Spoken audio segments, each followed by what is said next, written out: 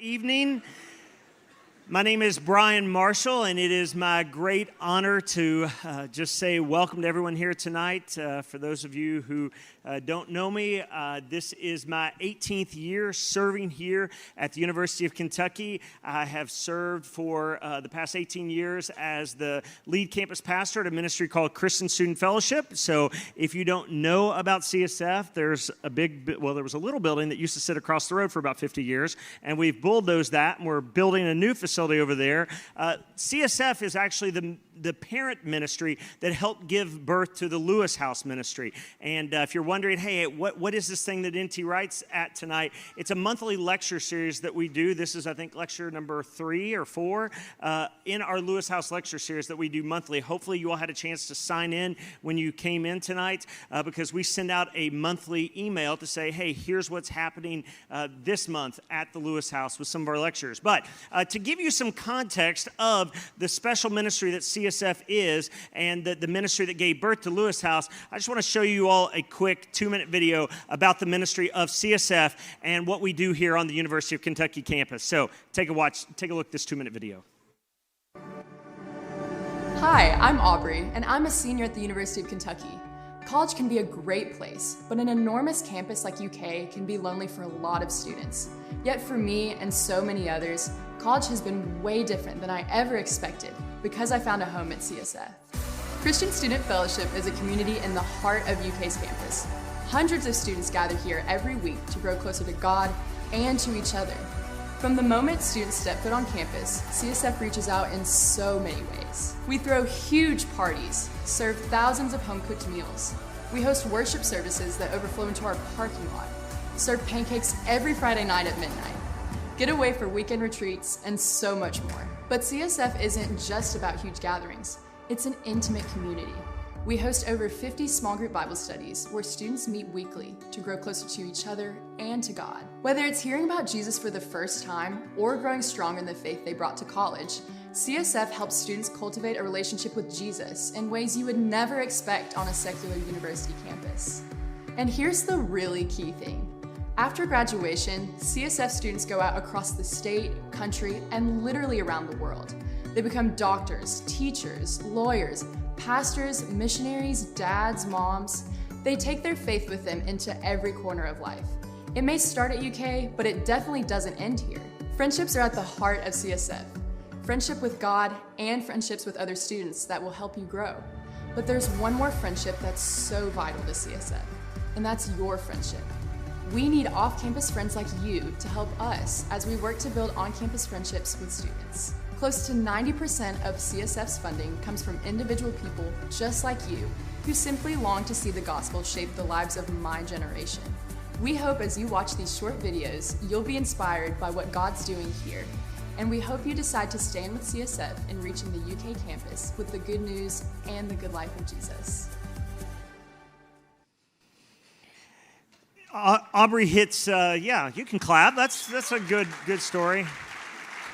Aubrey hits a unique point there at the end. People who come to the lecture series go, where did this thing come from? And it really is just a community of people who say, we love what CSF does, and we're so happy that it's here in the middle of campus. But Lewis House is a new venture, and so to give you just a little bit of context for what Lewis House is, we kind of jokingly say that Lewis House is, imagine if C.S. Lewis moved to Lexington and started a ministry to reach students on campus, but also people in the community. Because CSF is always going to be 99% student-facing. We are solely there to reach students on campus.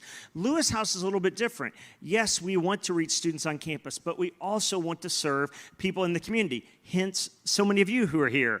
At our last event, we hosted a documentary by a Holocaust survivor last month, a guy named Pierre Sauvage, and his documentary, Weapons of the Spirit, detailing how Christians put their lives at risk during the Holocaust to save people's lives and save thousands. This little tiny French village he circles in on that saved thousands of lives. And when we showed the documentary and people were here, I showed a picture to my 9-year-old when I got home, and she's like, "How did it go, Dad?" And I showed her the photo, and she said, "What's the deal with all the old people in the picture?" Because for her context has always been CSF and seeing, 19, 20, 21-year-olds. And so to see people who, as I'm starting to gray myself here at 50, to see gray hair was a new thing for her in a photo around here. But that's part of Lewis House is we want to reach the community. A number of things that we do here. We have a speaker series that you're a part of tonight. We also have a very unique library that any one of you can get a free library account. You're welcome to check out books, resources there. I think it's the largest library in the state of Kentucky, the largest theological library that's not connected with a Christian college or seminary. Thousands and thousands of volumes in there across a broad range of topics. It's kind of thematically divided. And so you can go in there and go, I'm interested in thinking about culture. I'm interested in thinking about sexuality. I'm interested in thinking about, whatever it is. And you can go in there and find a topic and find books and resources that we'd encourage you to check out tonight. There's also a bookstore. We have a number of Tom's books. Professor Wright, who's here with us, his books are there. And one of the unique things we do is because we're a ministry that we take care of our overhead in other ways, we actually sell our books at cost. Most Christian publishers sell us books at about 50 to 60% off, and we just pass those on to our students and to you. So check out the bookstore tonight. We also have, one of the other things Lewis House does, we have scholars. Where are my scholars at in here? We have scholars section. Our Lewis House scholars over here. So what we do with students is, and it's a really select group of students. We could only take 24 this first year. We want to expand it to 24 more next year because we want to mentor. It's a 2-year life of the mind discipleship where they come together weekly and we read books together, we discuss together, we talk together. There's a number of us on staff who focus in on Lewis House scholars, and we spend our time investing in them to say, hey, this is a very different type of education than what you're going to get across the street. We're thankful for the University of Kentucky, but there's other goods that you need that we want to offer you that the University of Kentucky is just not able to, and so we pour into these young scholars as well. So before you leave tonight, I hope you take a chance to, if you didn't sign up on your way in the door, you should have a card that you got that just says, hey, sign me up. I'd like to hear more about Lewis House. You can follow us on social media and the like. I believe our special guest, actually, he is here. He's made his way through the building because for those of you in here, we have people spread all throughout the house watching us. We probably have 250 or so people in the house watching via live simulcast here. And so I think they've made their way through the house. I see them in the back. And so we're honored here tonight. 2 people I'm going to introduce because there's 2 chairs. The first is much less distinguished, but he is beloved because he's ours. And he has no problems with me saying that. Dr. Derek King. I'll give you your title. Dr. Derek King.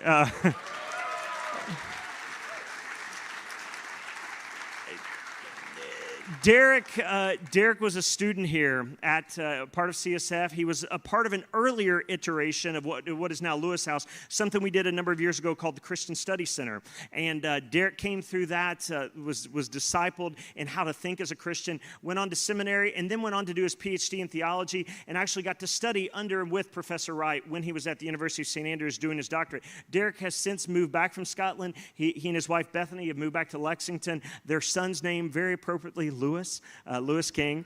But Derek serves here as our scholar in residence. And even though he's young, Derek's already doing phenomenal work. Publishers already agreed to publish his dissertation work. He was recently awarded a $20,000 grant by the Templeton Foundation to do work on a new project on theology of attention, of the things that we give attention to in our lives. And what does that mean to us as Christians? How does attention shape us? And as someone who's on his phone way too much and finds my attention span shrinking every year I get older, a theology of attention is a very, very interesting project that Derek's working on. And so Derek's going to be up here tonight just having a conversation with Professor Wright. And so, he does not need any introduction. In fact, when I said, what do I say about you? It's like I could talk for 20 minutes of all the accolades. He said, just tell them to Google me. They can find all they need to know on Google, but he's taught around the globe, certainly, is now a senior research fellow at Wycliffe Hall at Oxford University, is professor emeritus from St. Andrews University. But he's not only spent, and this is one of the things I appreciate about Professor Wright, is that not only has he spent time in the academy and doing the hard work of study and the years locked away and reading books and in conversations about those things and writing so much of that to share with us is, but not only is he someone who's given his life to the academy, he's also given his life to the church, that he has preached, countless sermons. He served as a bishop in the Church of England. He is someone who really models what it is to be a pastor and a theologian and combining those two into one person. And so we are deeply honored to have him here tonight. And if you'd put your hands together and welcome to the stage, Derek King and Dr. N.T. Wright.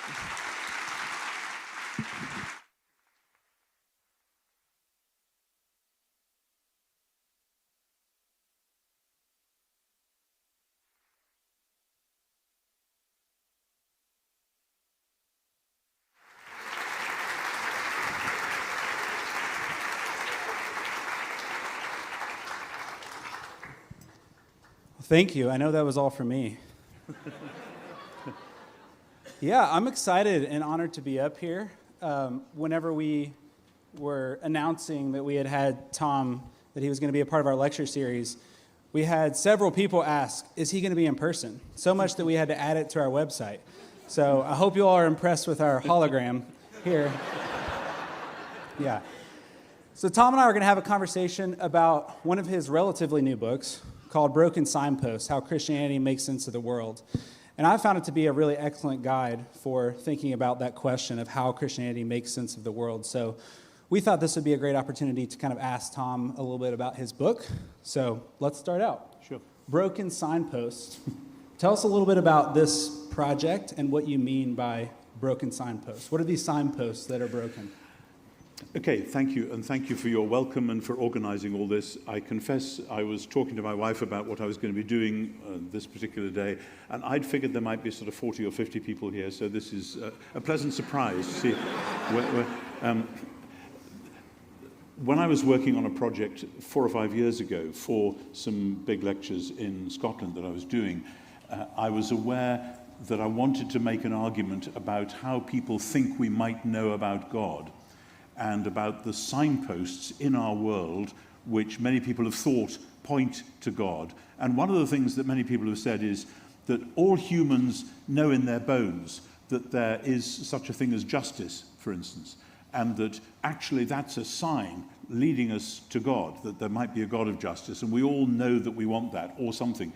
And then in a previous book called Simply Christian, I actually argued that there were 4 such things: justice, spirituality, relationships, and beauty. I mean, take relationships. We all know, unless we're quite severely sick, that relationships are what make the world go round, that we are who we are in relationship with one another. And yet, we all know that we're really bad at them from time to time, and we mess them up, and it's not clear to the ordinary person thinking about that why that should be. So these are signposts. I added 3 more: justice, spirituality, relationships, and beauty. And I added for this book freedom, truth, and power. And the argument that I'm making goes like this.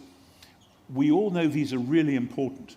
They're things that people cross-culturally and across time have all thought were really, really important. But they seem to let us down. As I say, relationships, we know they matter, but we mess them up. Justice, we know that justice is enormously important, but it remains very elusive. A lot of stuff in the news at the moment about justice and how it works and who says and how does it go. And the same is true right across the board for all those things. Freedom, we all know that freedom is a great good thing, but is it freedom from constraint, or is it freedom for a particular task, or what is it? It gets more complicated the more you think about it. And so actually it looks as though the signposts are all actually broken. When you think about how these things work, are they actually pointing up to a God, as though these are 7 things all going up and there's God at the top of the ladder? And I remember one day when I was pondering this and wondering how this argument was working, I realized that, and this is at the heart of the book, that the story of Jesus of Nazareth, told in the 4 Gospels in the Christian Bible, is a story about justice denied, a story about spirituality gone wrong, and so on and so on, a story about truth being trampled underfoot, particularly the story about Jesus going to his crucifixion, his death, has all those elements. And I realized that instead of these signposts all pointing up to God, what's going on in the Christian story about Jesus is an extraordinary story about a God who comes down to the place where all our signposts are broken and comes to share that. So the direction of travel, instead of being, yeah, these will all take us up to God, is actually, when you look at the story, you see that, yes, these signposts all really do matter. They are true questions which we ought to be asking, but they work the other way around. So that's how the logic of the book works. Yeah, speaking of God coming down, I was surprised to see the thread that's running through all the signposts is the Gospel of John. And so I wondered why. The subtitle is How Christianity Makes Sense of the World, and it's very clear that you're talking about our world, the world that we're living in now. So the Gospel of John, of course, written 2,000 so years ago, so why talk about John, I guess? Yeah, in a sense, this was a thought experiment for me. I had run the argument in a different form in the book of the lectures I mentioned, which is called History and Eschatology. It's a fairly heavy title, but it's hopefully not quite such a heavy book. But I hadn't in that book run the argument with a particular biblical text in mind, but I realized that actually, of all the books in the New Testament, John has a huge amount to say about justice, about freedom, about truth, about power, and I argued the other things as well, beauty and spirituality, and so on. And I thought, well, this would be a really interesting thought experiment to take each of these, whatever you call them, signposts, features, things that we all know are important, and say, well, let's just read this particular book. Why John? Well, of all the books in the Christian New Testament, John has to be one of the most universally popular. And that's partly because it's unlimited. People say John is like a pool in which a baby can paddle safely, but an elephant can swim deeply. And in other words, yes, anyone can read it and get something out of it, but actually it goes on and on and on and gets deeper and deeper. And so many, like myself, have loved John since childhood without necessarily claiming to understand it. And that seemed to me a good conversation partner for talking about signposts which are themselves puzzling, but which might actually, when we interpret them aright, get us somewhere towards the truth.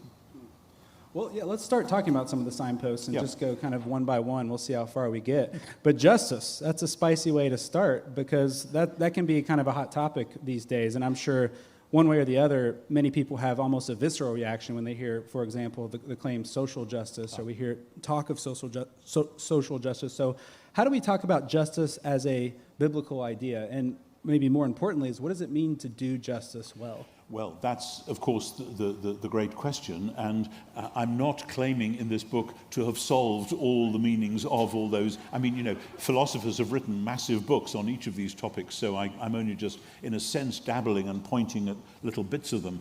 But one of the reasons I started with justice was that the previous book, Simply Christian, from way back 10, 15 years ago now, was designed to be an attempt to do for the 21st century what C.S. Lewis did in Mere Christianity. Here we are in the Lewis House context, a homage to the great man C.S. Lewis. And C.S. Lewis started Mere Christianity with the puzzle of justice. He said, you don't have to teach a child that justice matters. You know, children in the playground, somebody steals their toy, they say, that's not fair. How do they know it's not fair? They haven't taken a course on moral philosophy. They just know in their bones that this was wrong. And so on throughout life. I mean, most of us, certainly in the Western world, would look at what's going on in Ukraine at the moment and say, that is radically unjust. This is one country beating up on another which didn't ask for it, etc. I mean, it's more complicated than that, but that's the basic reaction that most of us have had. So that whether it's the micro level of the playground toy theft or the macro level of global conflict, we all know when something is out of joint, or we all know what it might mean to say that something is out of joint, so that then the question is, with all sorts of questions of justice, if people have that deep-rooted, gut-level sense, something's wrong here, it should be put right, who says that it is actually wrong? Who says whose fault it was? So we've developed systems of justice, massive systems of justice. I think you in America have taken this to an art form and beyond.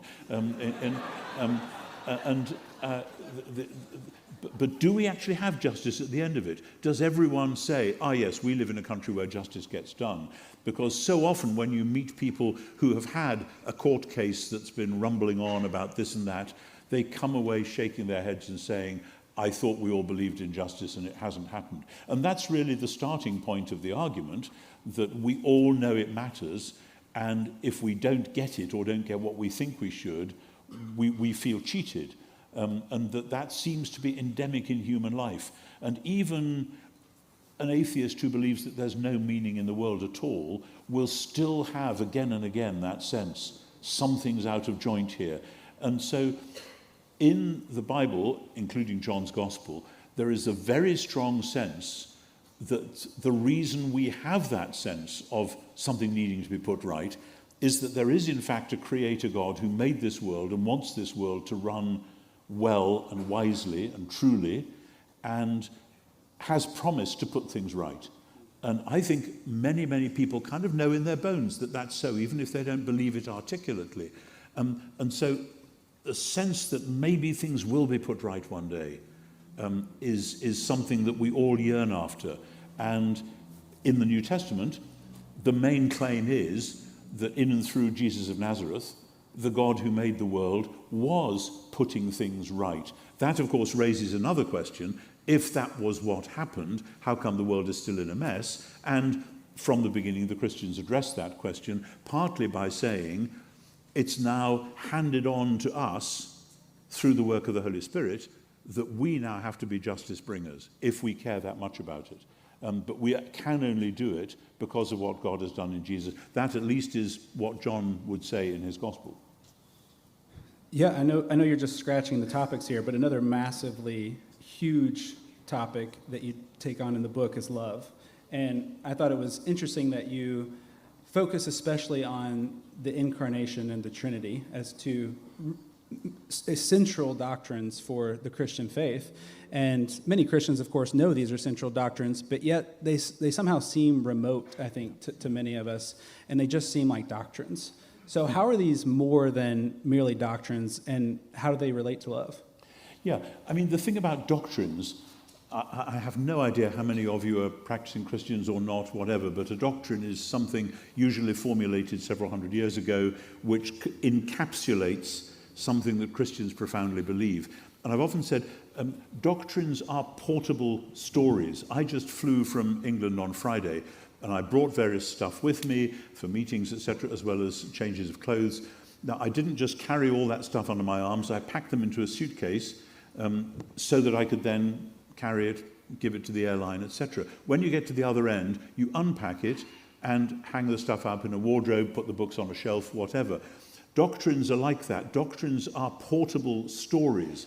And when you have a story like, a doctrine like the Trinity, that's the phrase the Trinity is like the suitcase. And you have to remind yourself that inside that is quite a long story about a God who made the world, a God who still loves the world that he's made even though it's in a mess, and a God who strangely has revealed who he is in action by coming in person to put it right. And the early Christians told that story in a number of ways. By the 4th century or so, the only way that they could talk about it was by putting it in a suitcase called a doctrine. But you have to remind yourself that the doctrine isn't the real thing. The real thing is when you open the suitcase and get the story out and then start living it again. So the Trinity is a story about love, because it's about a God of love who made the world, a God of love who, in order to sort the world out, to deal with the mess, has come in person to do that. And that's so with all doctrines. Whether you say the atonement, that's shorthand for the Messiah died for our sins according to the Scriptures, etc., etc. But it's hard to have a conversation which has that long sentence in the midst of every sentence that you're using. So we parcel them up again. I hope that's clear. That is clear. At least it is to me. We're going to move on to the next one, spirituality. I know these are tantalizing for all of you, but that just means you have to go buy the book. Yeah. So I'm trying to do some promo for you here. So spirituality, this is one that I was probably most interested to talk about. So let me give you a really terrible recap of your spirituality chapter, because a bunch of people out there think it's a good idea to say something like, I want to be spiritual but not religious. And your answer, it seems to me, is look at the temple. What did you mean by that? Yeah, it's a great question, because in Western Christianity, particularly Western Protestant Christianity, the idea of a temple seems to be, why would we be interested in that? You know, for maybe the first 30 years of my life, churches were places that you went to because you went there because as a Christian, that was how you did it. But they often were rather boring, cold, drafty places, and you'd much rather meet with your Christian friends in any other forum rather than one of those boring old churches. I've revised that opinion later, whether that's old age or what you can judge. But the temple in the Old Testament, and then as it's referred to in different ways in the New Testament, the point about a temple in the ancient world is that it's a space where heaven and earth meet. Now, the idea of heaven and earth meeting and somehow melding together is so almost unbelievable to modern Western people, because ever since the 18th century, we've all been conned, basically, by a new version of the ancient philosophy called Epicureanism, according to which stuff that happens down here, and if there is a world in which there are gods, they are totally detached from us. They're not bothered about us, we can't influence them, which is why in Epicureanism, what happens here just happens under its own steam. Hence evolutionism, as opposed to biological evolution, which is a serious scientific hypothesis. Evolutionism is the belief that things must have just developed because there is no outside influence. So we've all kind of grown up with that as an assumption, that if there is a heaven, it's a long, long, long way away. And so if somebody points out that when an ancient Israelite went to the temple in Jerusalem, it wasn't as though they were in heaven. It wasn't that there was a hotline from there to a distant heaven. The temple was where heaven and earth intersected, joined up. That's a very dangerous idea, by the way. The thought that you might be standing on holy ground, which might be kind of explosive. It's why in the Old Testament they have a kind of a health and safety code. It's a book called Leviticus, which is if you're going to have God and humans getting together, my word, that's tricky, and you're just going to have to know how to handle it, or bad things will happen. So the way that in John's Gospel the temple comes up is that John uses language about Jesus which is borrowed from biblical language about the temple. In other words, John is saying, and the rest of the New Testament says it as well in different forms, that actually, if you want to know where heaven and earth meet, it's this person, Jesus. And so I think, though obviously the bookstalls are full these days of books on spirituality of all sorts, and I understand the business about people wanting to be spiritual, not religious. At least one of my children has said that to me at least once. No names, no pack drill. Because for many people, religion is almost by definition boring and tedious and doesn't really scratch where we're itching. Whereas to say spirituality is a way of saying there have to be other dimensions other than simply what you can put into a weighing machine or a bank balance or whatever. And so many people in the Western world, which has had this Epicurean secularism, which is what it is, for a long time, when they discover in poetry or music or falling in love or whatever, that they suddenly seem to be taken out of themselves into a different world, they think of that in terms of spirituality. But they wouldn't associate that with religion. And I would say, shame on us in the church if people think that what you do in church isn't about spirituality, isn't about heaven and earth coming together, because it jolly well ought to be. So for me, if you ask the question about spirituality to the great biblical writers, and in this case John will say, well, think about the temple, and now think about heaven and earth coming together, and now think what it would mean to say that about Jesus, and then think what it might mean to become part of Jesus' world, to become part of his extended family. What might that mean? To live at the intersection of heaven and earth? Isn't that dangerous? You bet it's dangerous, but in quite different ways to how they might have seen it in the Old Testament. So, but again, the point in the book is that in spirituality, many people who sense the spiritual, as they might call it, or the divine with a small d, might think that this is sending them on a quest of some sort. But again and again, such quests, even when done with the utmost devotion, they can go dark on you. Some of the greatest saints have talked about the dark night of the soul. One of the great New Testament saints, St. Paul, talks about a time when he felt so crushed that he despaired of life itself. In other words, spirituality is not, Christian spirituality is not an easy pathway up to God. Right, I've got spirituality, so off we go. That's easy. Rather, spirituality, if it's Jesus-focused, would bring you to the point, again, where Jesus himself, when being cruelly killed, shouted out, "My God, why did you abandon me?" You know, and so many Christians get to that point and think that that must mean they failed. But actually, when you read the story, it's not that we failed, it's that if we thought that our spirituality would lead us up to God, we were mistaken. And in fact, what's happened is that God has come down to the point where we feel abandoned, to join us in that abandonment. And so that, in a sense, is a redefinition, a dangerous redefinition of spirituality, if you like. I'd like to follow up on that. So many of us do interact with a lot of people who think this way, who just default to the I want to be spiritual but not religious mindset. How can the church, or even maybe ministries like CSF or Lewis House, how do we evangelize and disciple people who think like this, and students who think like this? That's a good question, because people are coming from so many different places. And in your country particularly, in mine, I think to a lesser extent, there are lots and lots of people who have been very bruised by organized or even disorganized religion, and who have got bad memories of things that have happened in church, or people that they've known who were supposed to be Christians, but then look how they actually behaved. And so trying to make a bridge into that world can be really, really difficult. And, you know, this is so for being a clergy person myself. Preachers' kids find it difficult because, in a sense, it's too close up, and they know too much.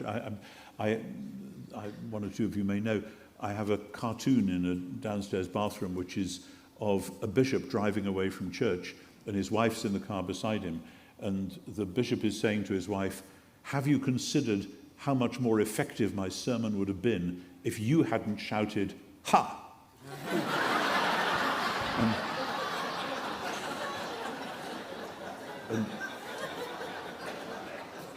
And so, you know, try as you may to explain to people what's going on, many, many people will just have bad memories, and they will say, "Ha, yeah, it's not true." So there is no easy formula, is what I'm saying.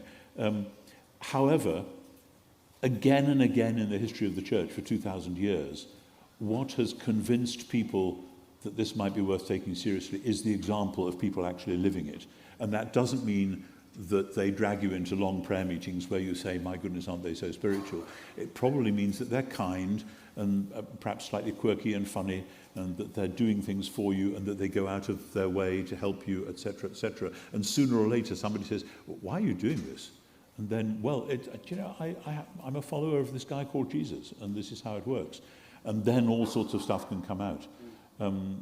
There are some people who are ready for the hard sell straight off and actually want to be told, this is what being a Christian is, this is how you could get there, shall we talk some more? But we have to be quite careful and sensitive, because everyone is different, and we don't want to trample on people's often very damaged and bruised egos. Yeah, people living it is a good segue to your next chapter, which is on beauty. And I was also surprised that the main subject, at least the main scriptural image that you referred to, is the image of God, that human beings are image bearers, and we somehow reflect God's beauty.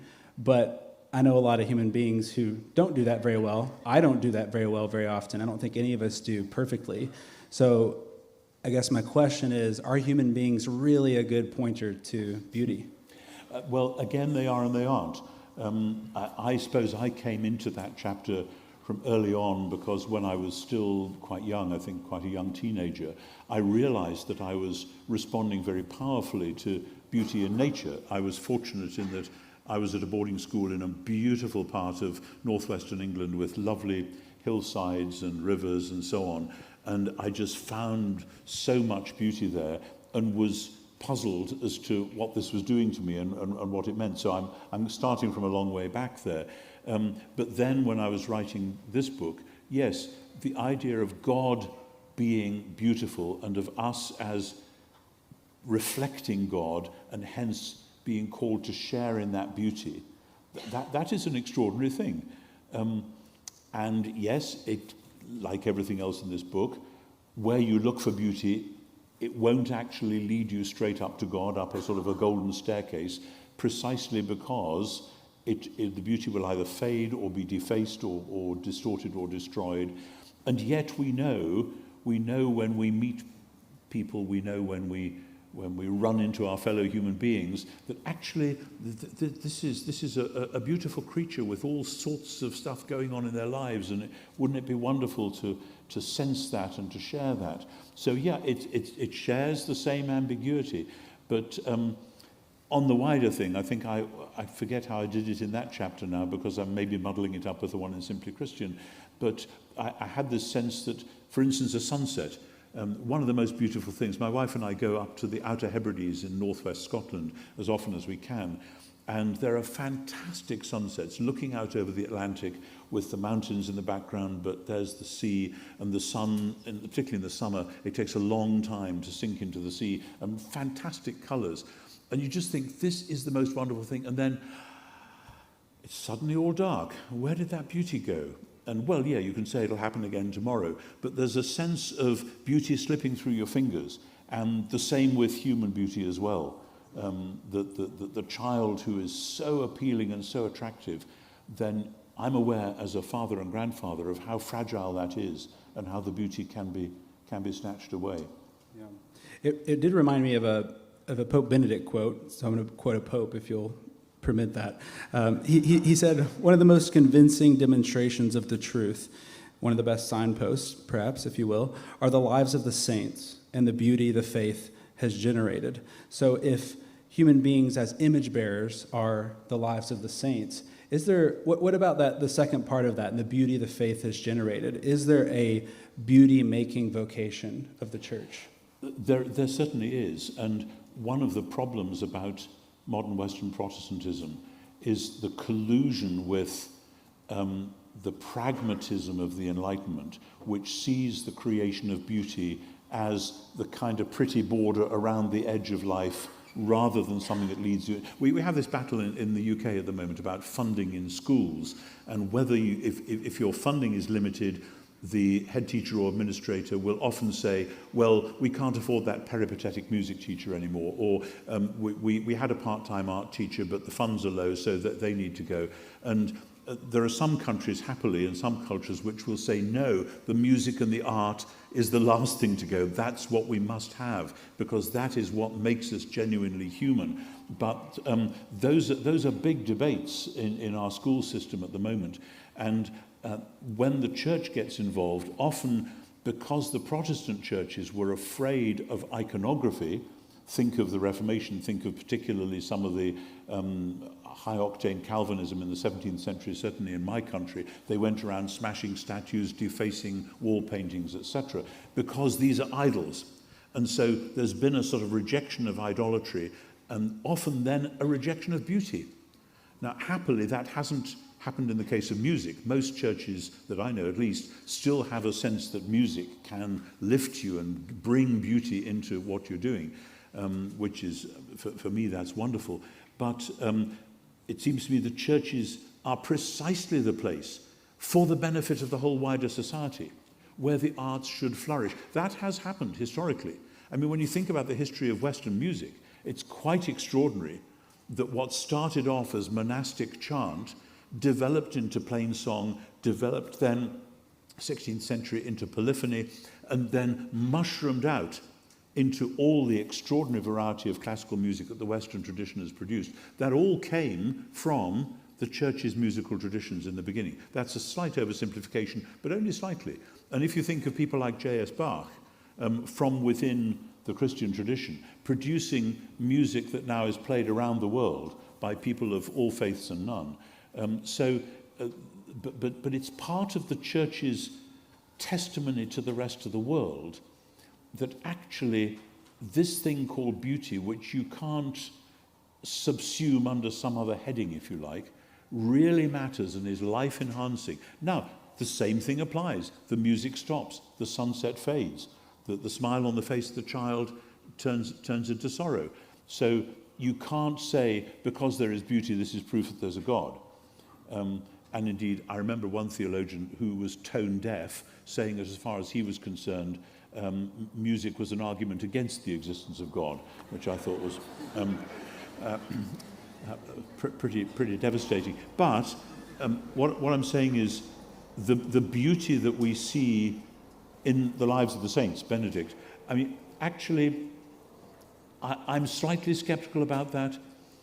The people who have been closest to some of the real saints have said, yeah, there is beauty, but they were very difficult to live with, actually. And that no doubt can be true. I have known some wonderful, wonderful older Christians whose faces will shine, in whom you can see beauty. But again, if you spend time with them, you find that they're a bit quirky, a bit fussy, a bit this or a bit that, because we none of us attain the perfection that we might aspire to. So I wouldn't go all the way with Benedict. And sometimes, of course, hagiography has run away with itself and has abstracted the difficult bits when we're writing up the lives of the saints. Well, you hear what I'm saying. Well, one more question about the beauty chapter. There's a line that you wrote in the beauty chapter. It's almost a throwaway line that struck me. You wrote, "Perhaps part of the role of beauty is actually to help us find grace within grief, perhaps." It reminded me of a line from Tolkien's Lord of the Rings. In the middle of all the chaos and danger and fear, Sam looks up and sees a star twinkle, and we're told the beauty of it smote his heart as he looked up out of the forsaken land, and hope returned to him. And I wondered if you had something similar in mind when you wrote that line about grief. And of course, there are no cookie-cutter solutions to grief, but how can these signposts, especially beauty, comfort those who grieve? Yeah.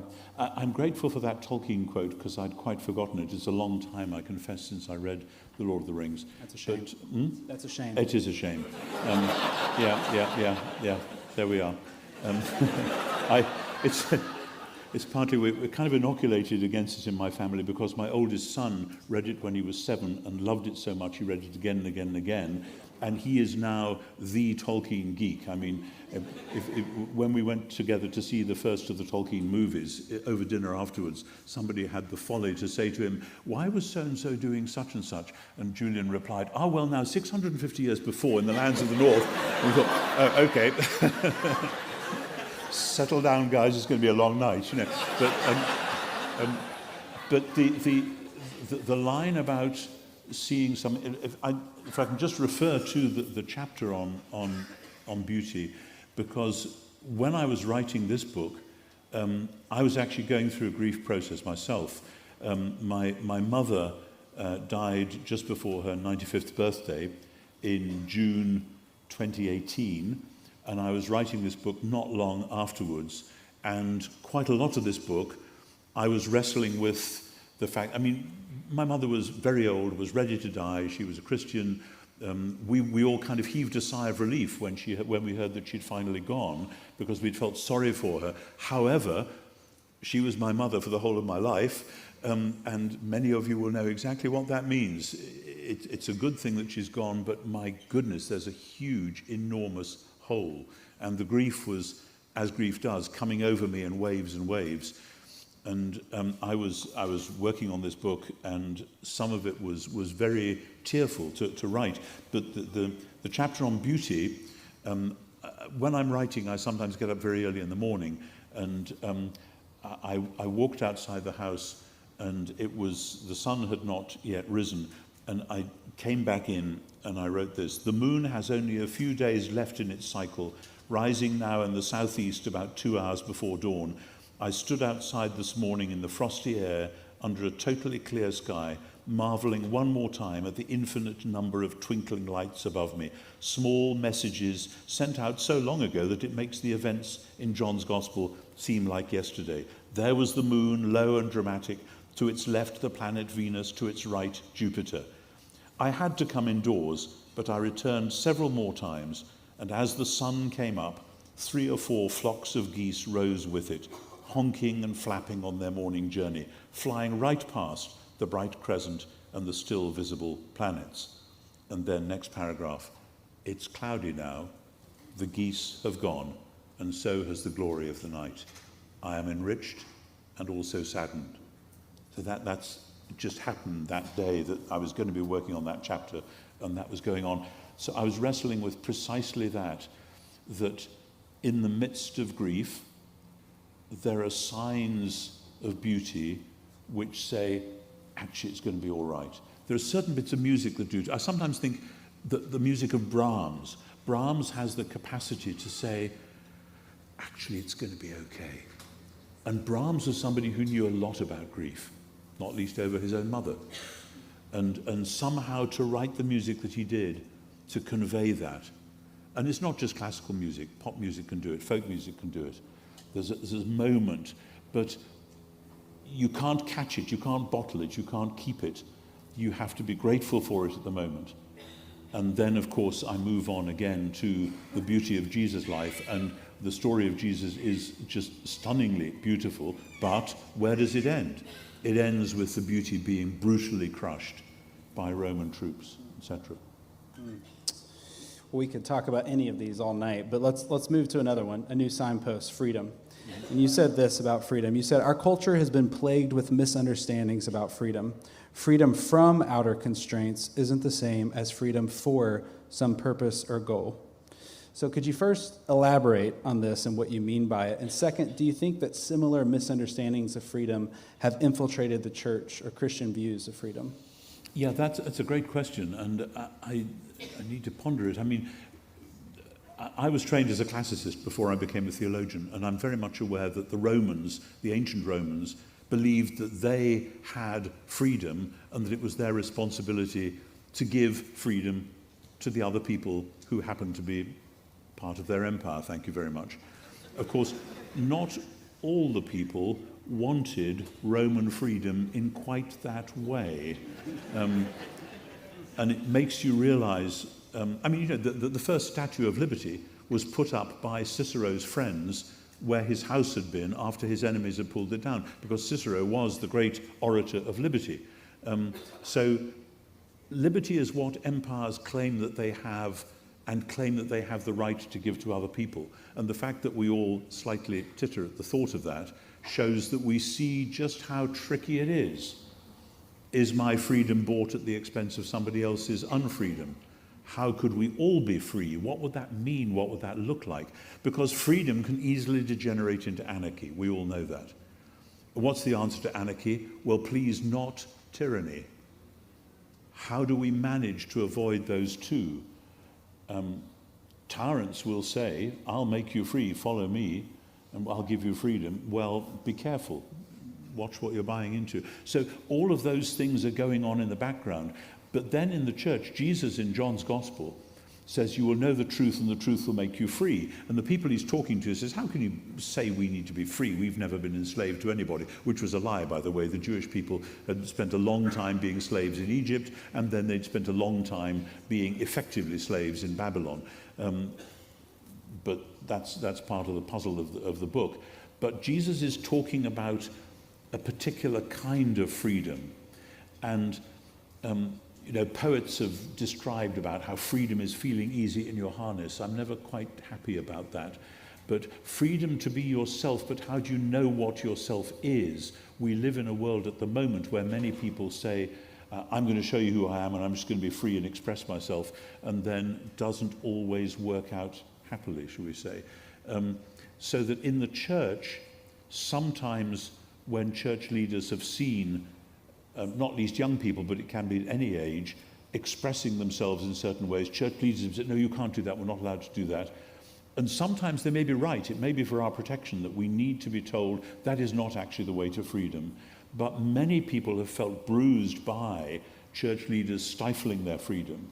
And that's part of the problem that we have today. So it remains an ongoing puzzle, and that's why, yet again, we all know that freedom matters. None of us want to be locked up and constrained by what other people think we should be doing or whatever.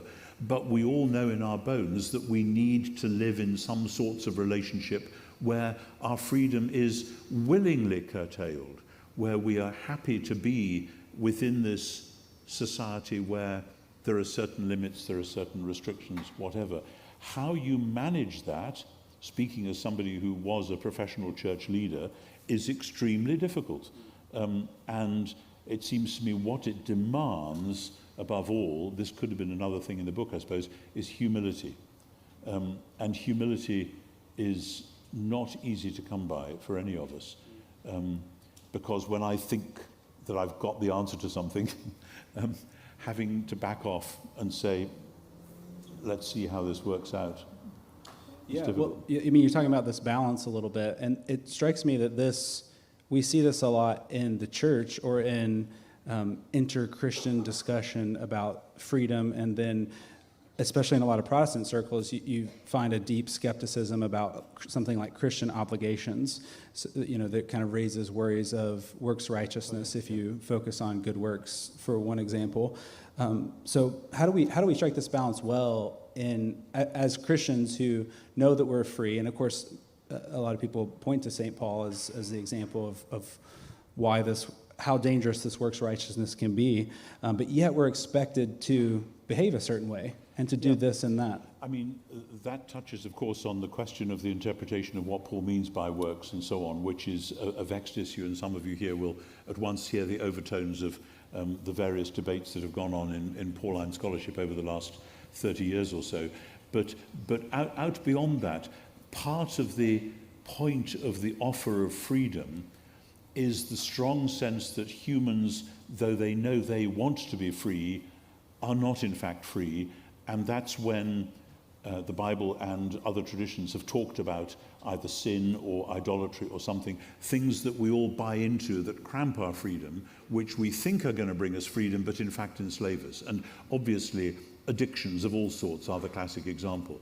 Very few people say, I want to be an addict of this or that or the other sort. They slide into it by accident. They find it's got them before they can get out of it. I had a message from a young man who I don't know very well, but he wrote to me not long ago. He'd been a gambling addict for 15 to 20 years. He's now in his 40s and finally has kicked the habit. And he just slid into it and through long therapy managed to get out. And there are many forms of addiction, as you know, addiction to substances, addiction to sex, addiction to gambling, whatever it may be. That is slavery. And part of the Christian analysis of the plight of humankind is that there's more addiction out there than we realize, that we're all addicted to worshipping idols of some sort or another, and that needs to be broken. And then the question is, when that gets broken, what are you going to do? Are you then free to do anything at all? And the answer is no. You are then set free to be a genuine human being. How are you going to be a genuine human being? Well, actually, by worshipping the God in whose image you're made. Only thus can you be a genuine human being. And worship is costly. So are you then still free? Well, then the philosophers can get going and say, well, no. But you end up, if you're not careful, with freedom, meaning the freedom to be like a random atomic particle just zooming around at random. And none of us actually want to be like that either. Good. So the next signpost is truth, which is another, of course, enormous topic that we could talk for a long time about. And you really hone in on this scene in the Gospel of John near the end that's easy to skim over if you're reading, because we think, oh, well, I know all the major points of this: the crucifixion, the resurrection, the ascension. These are the kind of essential scenes that I need to know, so it's easy to skim over this one. When Pilate confronts Jesus, and I'm wondering, first of all, can you just summarize this moment for us, and then say why you think it's important for our cultural landscape today? It's an extraordinary scene, actually. I mean, if you were going to take one scene out of John's Gospel to dive in and to spend some time thinking about, the second half of John chapter 18 and the first half of John chapter 19 is this extraordinary dialogue between this young Jewish man who's been already beaten and so on and is going to face more, and this hardened, cynical Roman official. And they're arguing about freedom and justice and truth and power and neat stuff like that, with the one knowing that the other has the power to kill him or have him killed.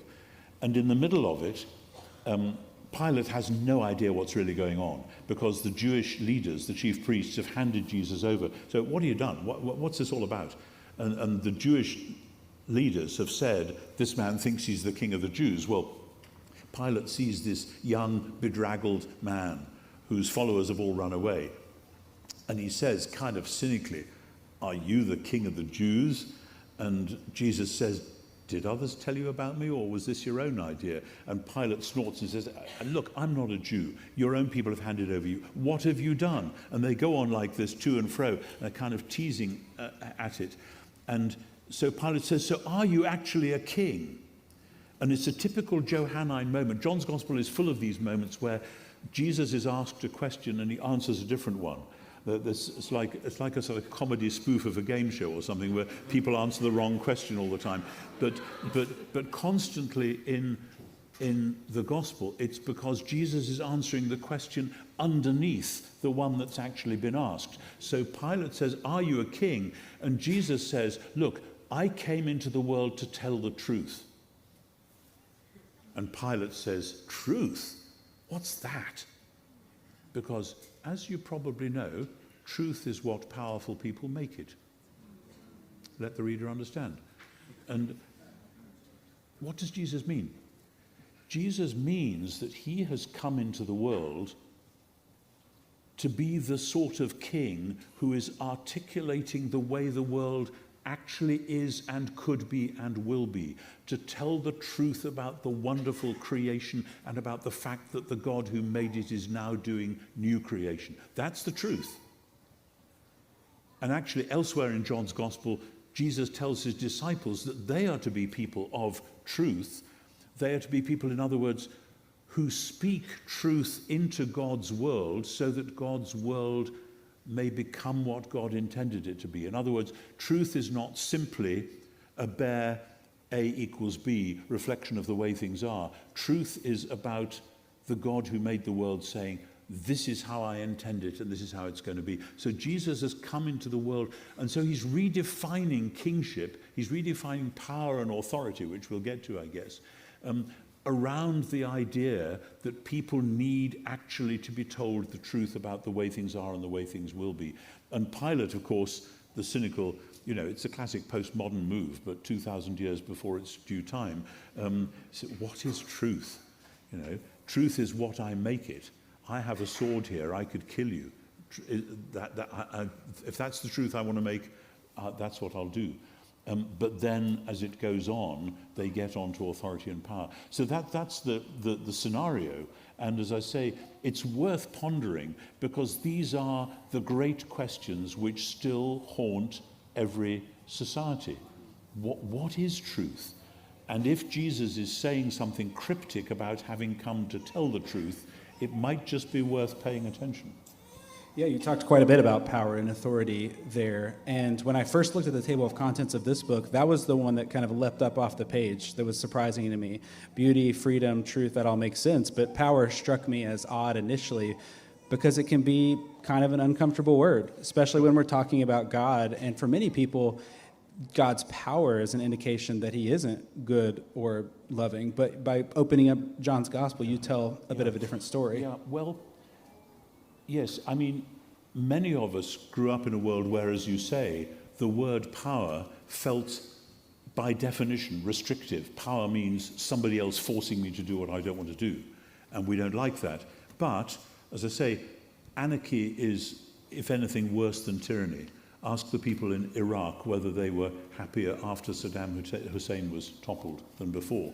tyranny is terrible, but actually anarchy, if anything, is even worse.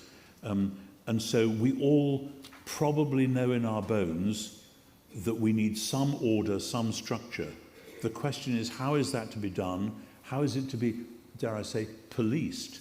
And the question of what is policing and how should that work is the question of power, but then philosophers have argued about hard power, soft power, etc. What does it look like? What are the constraints, etc.? And if this world is made by a good and wise God who wants human beings to exercise a delegated responsibility for that world, then if your image of God is of a big bully in the sky, the chances are your systems of justice will be little bullies on the earth. If your image of God is the Father of Jesus Christ, then your systems of power and responsibility and authority might be rather different. I think part of the trouble in the Western world is that our systems have not grown out of the Christian vision of God, but often a deist vision of God from the 18th century, which had this rather high, lofty God looking down and occasionally stepping in to do some sort of judgment. And it seems to me our society on both sides of the Atlantic is ripe for a reconsideration. But the point again about the power here is that, yes, in the New Testament, all power belongs to God, is delegated to Jesus. And look what happens, he gets crucified. So there's a huge paradox there, that the abuse of power is one of the key things about the crucifixion of Jesus. So when we are aware, as we mostly are aware, of the abuse of power in our world, then it's clear that power by itself can't lead us up to God. People who try to do that become monsters. But when we realize the importance of power, but that Jesus himself suffered the abuse of power, then we can say, well, yeah, the questions raised by power are important questions, but they're not answered by us climbing up a ladder to God. They're answered by God coming down and taking the full force of that on himself. Yeah. Well, one more question for Tom, and then we're going to open it up to the audience. And I think we're going to have some folks running around with mics. So get your questions ready. And even those of you in the other rooms, I think we're going to try to take a question or two from the house as well. But last question, can you tie a bow on all of this for us? Because all this is super interesting, but I think if we're being honest, we can see the mist coming off the sea, and it seems like these signposts are getting more obscure, not clear. So maybe can you give us a signpost for the signposts? How do we look for these signposts well? Yeah, another great question. I think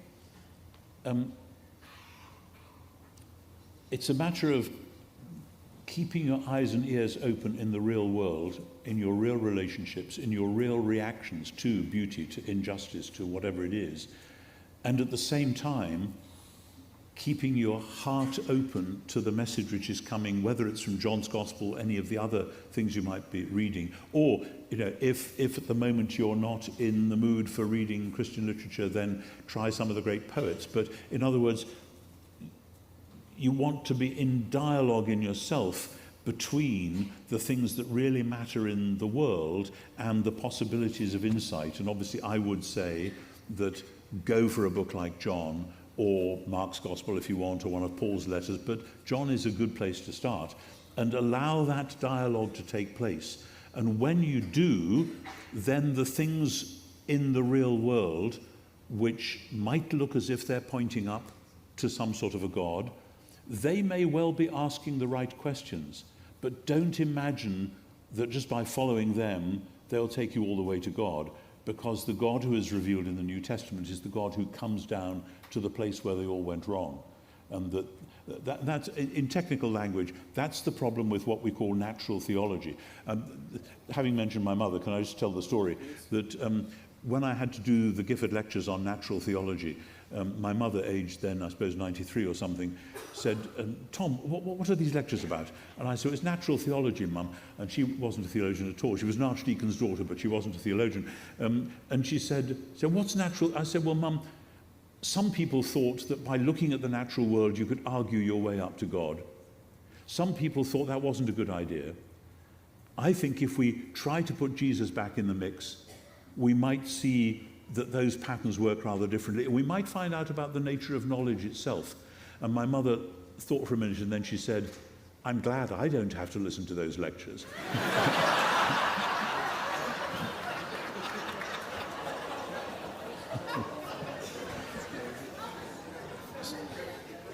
But that's what it's about. It's about putting Jesus back into the question of how, as you look around the world, can you make sense of it?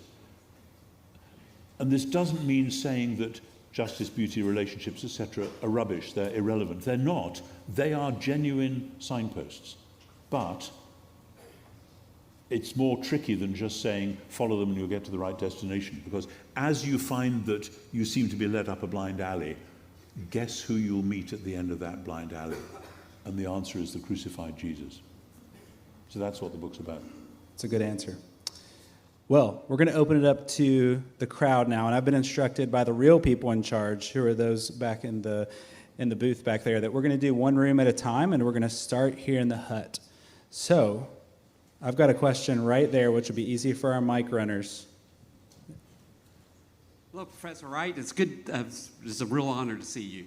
I'm just curious, with all their talk of the signposts and things, have you thought about how laughter and tears and maybe complex things like awe work into relationships and beauty as they kind of thread through it? Laughter and tears and awe. Oh, okay. Or spelled A-W-E. Or yeah, right. You know, it's the old Jesus of Nazareth film, wasn't it? That John Wayne was playing the centurion at the foot of the cross, and he said, "Truly, this is the Son of God." And they said, "Say it with more awe, John." And he said, "Oh, truly, Jesus, this man was the Son of God." But so, yeah, I mean, I could easily have gone further. For various Johannine reasons, I was quite happy with the idea of 7 signs, because in John's Gospel there are 7 signs. So having expanded from my 4 original ones to 7, I thought let's stick at that. But actually, laughter and tears are extraordinary. There's a novel by the British novelist David Lodge called Thinks... And the real subject of the novel is, what can human beings do that computers can't do? As one of the characters in the novel is trying to demonstrate that actually computers can reproduce everything. And the climax of the book is when somebody who's just had a major tragedy does 2 things which computers can't do. First, she weeps, and then she forgives. And there's, I think it's very profound. Lodge is at least a sort of Roman Catholic. I think he's a lapsed Catholic, but still, there's very profound insight. There's something that computers are not about to do, or not. I mean, no doubt you could train one to, but it wouldn't mean the same thing. So, yeah, there's probably lots of things like that. Laughter, tears, and forgiveness is just enormously important as in the middle of all of that. But I would correlate that with both love and beauty and relationships. Yeah, thank you. Great question. I think we're going down to the basement next. Go room by room. Do we have a basement question? Yeah, we have a question right here. Hello. Thank you, Dr. Wright, very much. I suppose this is a brief, could you go into a tiny bit more detail sort of question. I'm curious about what you said way back at the beginning about something along the lines of modern Epicureanism. I'm a classic student and therefore curious about that in particular. And I'm wondering where you might point the start of this modern Epicurean trend, if you have to point a starting point to it. So I guess that's the specific thing. But otherwise, I just want to hear a little more on that, if you would. Okay, thank you. The short answer is that I've no point in me addressing the screen because he's not there anymore. The short answer is that I expound this in the first chapter of my book, History and Eschatology, in some detail. But the modern form of Epicureanism started in about, I think it was 1417, something like that, when an Italian monk called Poggio Bracciolini discovered the manuscript of Epicurus, the great, not Epicurus, Lucretius, the Roman poet who was the great exponent of Epicureanism in the 1st century BC. Lucretius had been lost, and he found this manuscript and published it. And it's an amazing poem, Lucretius's De Rerum Natura, concerning the nature of things.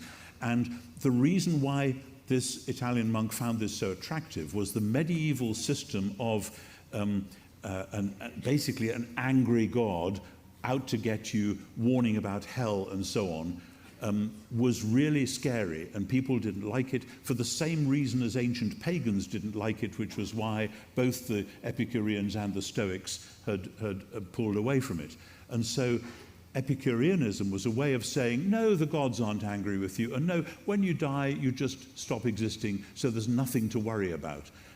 That's the thing that drives Epicureanism. And this then came through people like Machiavelli in the 16th century, through into the 17th and 18th century, and this has been tracked by many philosophers. There are controversial bits to this thesis, but it's quite widely held. So that, for instance, all the way to Karl Marx, Marx wrote his doctoral dissertation on Epicurus, and for Marx, revolution comes by a social progress which is happening from below. It's not by God controlling it from above, and it's like a volcano. It's rumbling along and then it'll explode.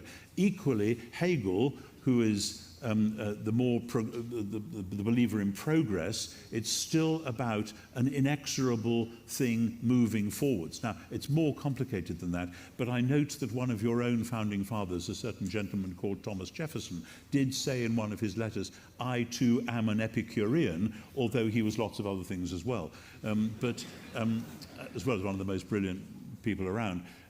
So it's and one of the reasons we don't recognize it as an ancient philosophy is that it's picked up steam from some bits of scientific research in the 18th century which seemed to demonstrate evolutionism. In other words, hey, look, we can show that God didn't intervene in this. It was just biology doing its thing.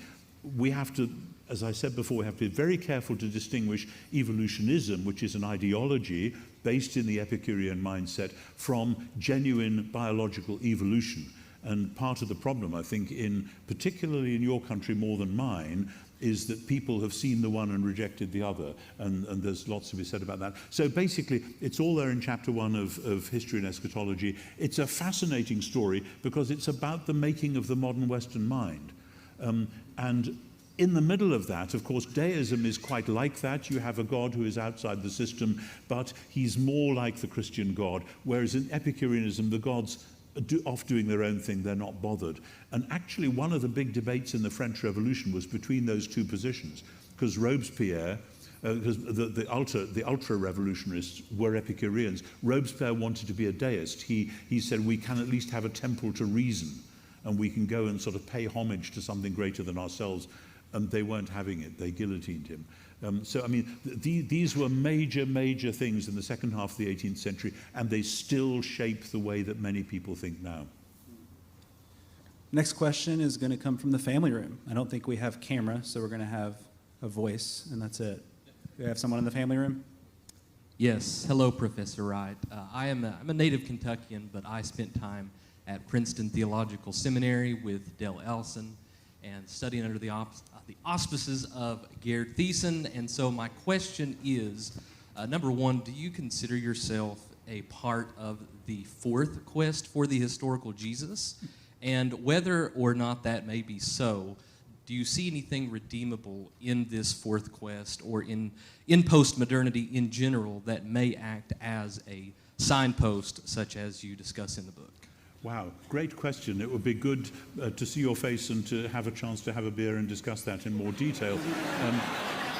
Because I suspect that most people in the room won't know that there are things labeled first, second, and third quests for Jesus. But I and others have tried to plot the different waves of scholarly study of who Jesus may really have been over the last 200 years particularly.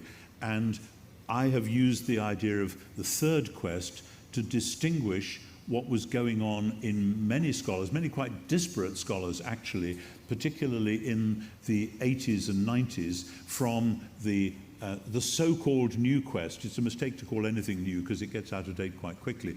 But the new quest, which was really the 50s and 60s. And one of the key things there was the recognition by scholars in a way that just hadn't been done before, which is shocking, that Jesus was a genuine Jew of the first century. when Geza Vermesh wrote his book, Jesus the Jew, in 1973, the reviewers were kind of shocked. Oh yeah, I guess Jesus was Jewish. How do we handle that? And again, sorry, it's late at night, but there's a wonderful tale about a Catholic priest trying to convince his congregation that Jesus was really Jewish, and eventually one dear lady said, well, maybe our Lord was Jewish, but I'm sure his Blessed Mother was a Catholic. But it was that sense of, okay, if Jesus is Jewish, what sort of a Jew is he? Is he like a rabbi? Is he like an apocalyptic prophet? Is he a wandering teacher? Is he simply an exorcist with some bright ideas? And all these and many, many more have been tried in a way that wasn't true of the earlier quests. And indeed, the earlier quests were in some ways attempts to save Jesus from Judaism, because it was assumed that Judaism was the wrong sort of religion, and that Jesus obviously taught the right sort. So he can't have had all that Jewish stuff. But what's happened in the last 60 years, and it's one of the reasons it's been exciting for me to be a New Testament scholar for as long as I have, is that with the Dead Sea Scrolls, but also with new editions of the rabbis and Josephus and goodness knows what else, and the many apocalyptic texts, we know a lot more about the first century Jewish world now than we did 50, 60, 70 years ago. So constantly coming back and saying, where does Jesus fit into that? How can he be both credible and crucifiable in that world? Because clearly he is both. He's not just a maverick. People eventually ignore mavericks, or they push him out of the way. But Jesus was perceived to be a threat. Why? Because he was talking about God becoming king, but he was talking about God becoming king in a way which upset a lot of ways that other people thought God ought to be becoming king. I have no idea whether this is debating with my questioner on the question of Dale Allison's views. I know Dale a little bit. I haven't read everything he's written, but it will be fun to have that ongoing conversation. But that's where I think the conversation has to be. And I find the closer we get to putting Jesus into that first century Jewish context, the more sense he makes, and the more sense all four Gospels make. Because people used to say, oh, the Gospels, that couldn't possibly have happened, and nobody would have said that, and da-da-da-dum. But the more we know about the first century Jewish world, the more the Gospels are telling a story which does make sense in the 20s and 30s of the first century. Now, I'm sticking my neck out there. I've argued this at some length in various publications, as some of you know, but that's at least a preliminary answer to a very good question. Good. Well, let's go upstairs now, and I think we also have audio only upstairs. Do we have a question? Can you hear me? Good evening. So my question is, as a Protestant looking at church history, it seems to me that my view of beauty is lesser than maybe those who came before me. How do we as the church recapture being purveyors and creators of things that are beautiful? Because I know in my personal experience and others' conversion experience, faith and reason play a huge role in conversion, but beauty does as well. Yeah, great question. One of the exciting things that I tripped over by accident, really, in some work I was doing 20 years ago, was in writing about the biblical theology of new creation, and particularly resurrection. I realized that if we believe in what the New Testament is promising, that the present creation will be redeemed from its present corruption and decay. This is Romans 8 and 1 Corinthians 15 and passages like that. If we really believed that, and if we believe that that project has been launched in Jesus and through the Spirit, then we should expect signs of new creation to be around and appearing in the present time. And so I wrote a chapter in one of my books, Surprised by Hope, which includes a section on how art and music and dance and drama and the arts in general can have this role of opening people's imagination to the possibilities of God's new creation. And I didn't know what reaction I would get from that, but I have had artists come up to me in tears and say, I've been an artist going to this church for 20 years, and nobody in my church had the slightest idea why what I was doing might actually matter. And finally, here is a map on which I can see the work that I do playing a significant role in opening people's imaginations to the possibility of new creation. So I would say, once the church glimpses that, then take the risk, commission artists, commission musicians, invite musicians in your congregation to come and play whatever they play at some point in a worship service. Invite the artists in your congregation to do special works for Lent or Easter or whatever it is. Be creative about creativity. You have no idea what, some of it may fall flat on its face. Some of it you may not like. Some of it people may be turned off. That's the risk you take. But much better to take the risk of creativity and to open the imagination. And again, it's this whole thing of the left brain, right brain thing, which people have written a lot about, and I know there's some complicated psychological problems there too, but in very broad brush terms, our culture has become much more left brain, which is basically doing all the fiddling little details. It's basically, no offense to any chartered accountants present, but the left brain is the chartered accountant role, doing the sums, adding it all up. The right brain is what does imagination and art and faith and all that stuff. And our culture has been frightened of the right brain. And so we've even sometimes pretended it doesn't really have a role. It's time to reintegrate ourselves. We've been culturally schizophrenic. We're going to go to the library next. I think that's the last room in the house. So do we have a question in the library? Yes. So, very simple question. What even struck in you to start writing books? That's it.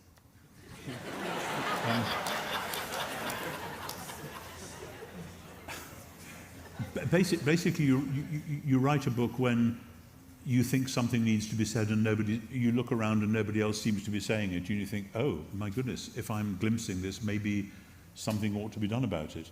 And then maybe you get the taste for it, and it becomes... I like writing. I like words. Since I was comparatively young, I've liked writing.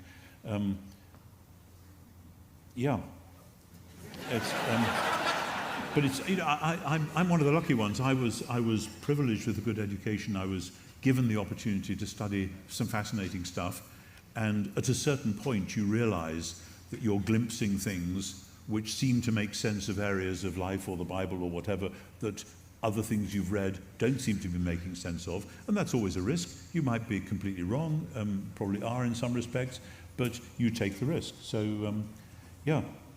And it was scary to begin with, because when I was a young scholar, there were several grey-bearded professors, speaking as a grey-bearded professor now myself, there were several such around Oxford when I was studying, who would metaphorically look over your shoulder and say, oh, you're not doing that stuff, are you? I thought we gave that up a long time ago. And it's actually quite difficult if you're in your 20s and there's guys in their 60s and 70s basically telling you that, oh, that's old hat, or shouldn't do that, or why would you bother with this? And it took me a while to get those guys out of the picture and say, do you know what? This is what I think I'm seeing, and I'm going to say it. Once I started doing it, it was quite fun. We're glad you did.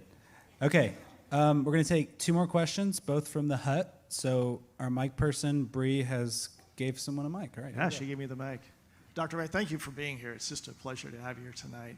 I want to go back to something you were talking about in terms of unleashing the artists. And I think in general, I just want to ask, how do we put these concepts into practice when it comes to sharing the gospel and making disciples? In a thousand different ways. You know, William Booth, the head of the Salvation Army in the late 19th century, said, if I could win one more soul for the Lord by playing the tambourine with my toes, I would do it. And it seems to me in all ways. I have a good friend who some of you may know or know his work, is Japanese-American artist Mako Fujimura, is based in Princeton, but sometimes teaches in Fuller Seminary as well.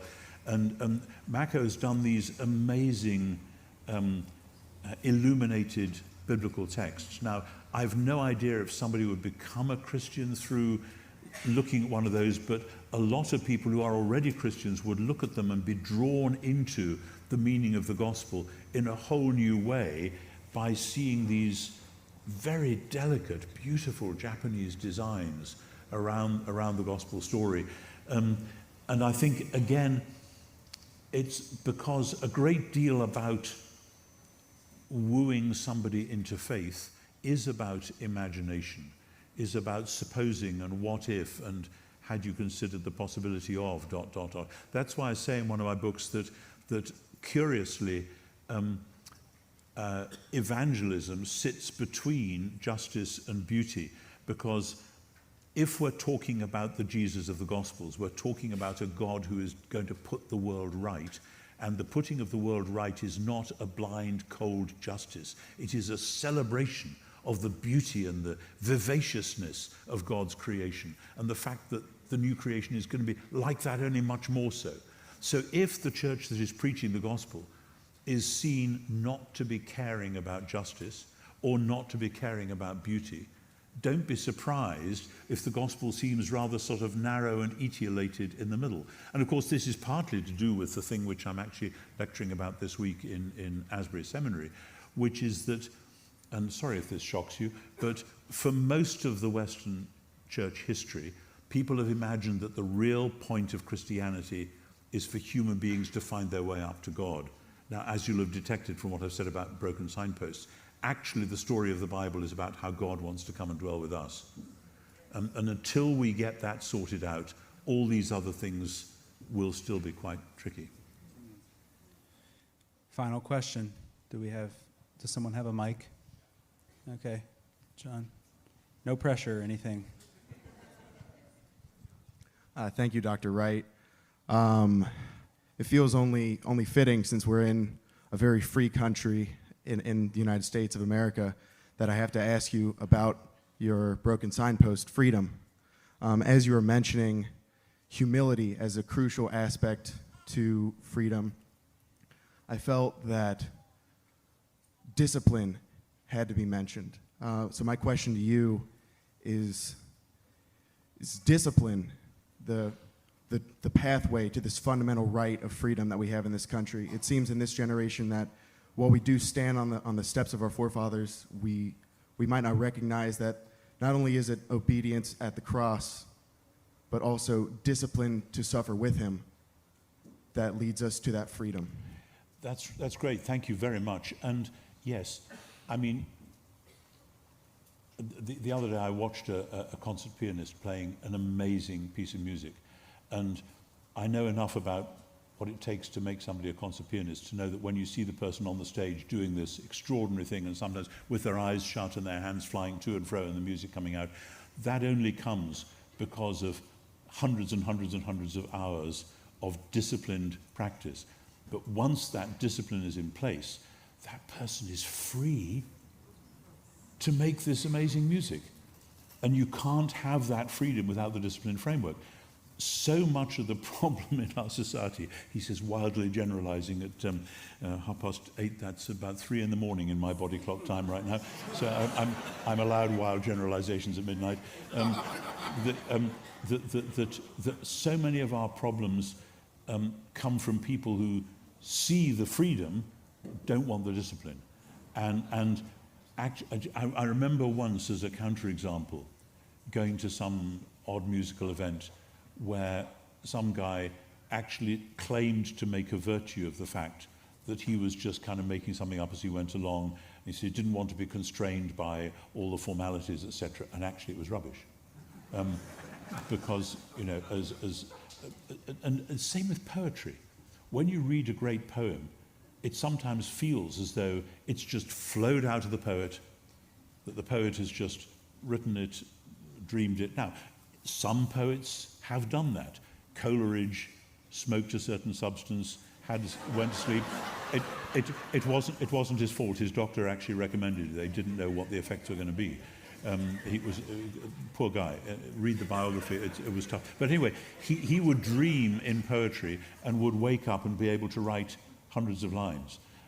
But most poets, most of the time, achieve their effect by the sheer discipline of knowing how words work, knowing how lines work, knowing how meters work. And if they try and flout that discipline, the poem actually isn't going to work. So expand that, put that on the political stage. Well, have fun, guys.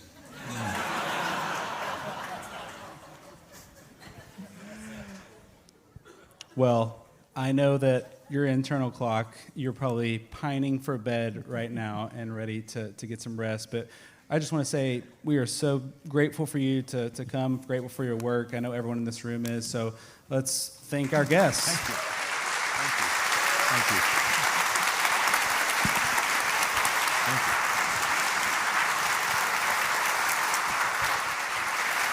Thank you. Thank you. Thank you.